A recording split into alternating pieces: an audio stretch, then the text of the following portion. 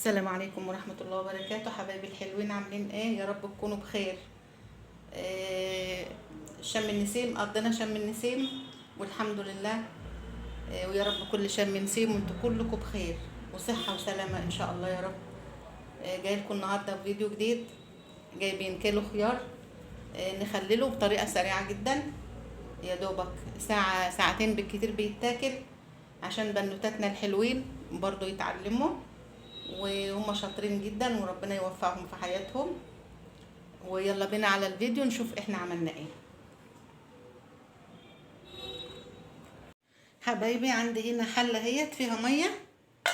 الميه ديت هحطها على البوتاجاز دلوقتي تغلي، عشان هنحدق فيها الخيار بطريقه سهله وبسيطه ويعني حبيبه ليا هي اللي قايله لي عليها واعتمدتها من يومها، وربنا يعافيها ويعفى عنها يا رب، اللهم امين. على الميه اهيت، حطينا الميه على النار وحطينا فيها 3 معالق ملح كبار. هنا بقى نجيب البرطمان بتاعنا اهوت، نقطع الخيار كده، ننضفه ونبدأ عشان نرصه اهوت. نرص الخيار كده، بسم الله الرحمن الرحيم كده. الخيار واحدة كده جنب بعضه اهوت.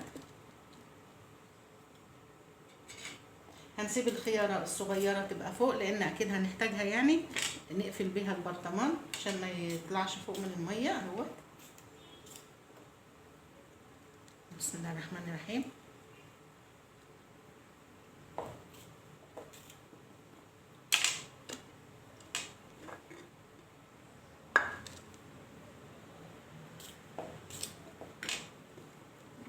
كده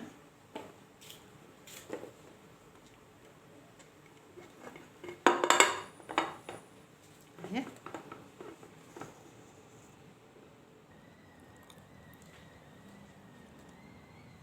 اهوت يا حبايبي البرطمان اهوت، عبيت فيه الخيار وحطيت فيه قرنين فلفل اهوت، دول فيه حراقين يعني. وهنا عندي شويه، عندي توم مفروم هحطهم، وممكن تبدليه بتوم صحيح حسب الموجود عندكم يعني اهو. ده علشان خاطر البنوتات الصغيرين اللي لسه ايه مبتدئين، سهل وبسيط وسريع كمان ويتاكل على طول، يعني ساعتين 3 بالكتير ممكن يتاكل.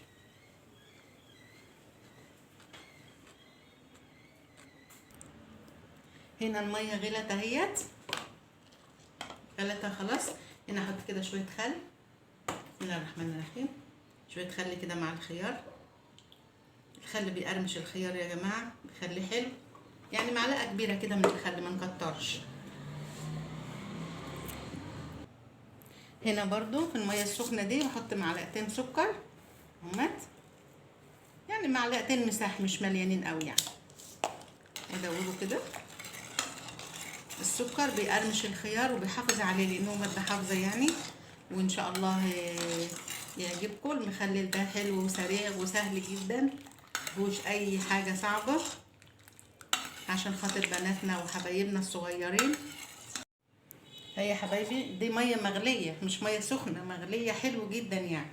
حطينا الخيار اهوت، رصيته في قلب البرطمان وهي الميه سخنه بتغلي. انا بكرر تاني اهوت عشان تبقى الميه سخنه غليان غليان يعني. بعدين نرص الخيار ونحطه عليها، وحطينا هنا الملح والثوم. انا حطيت ثوم مفروم، اللي عنده ثوم صحيح يحط ثوم صحيح. هنا بقى هنقفل البرطمان جامد جدا، سخنه حتى انا مش قادره امسك البرطمان اهوت، وهنسيبه كده ساعتين 3 ناكل منه على طول ان شاء الله. هنعمله برضو كده اهوت وبس.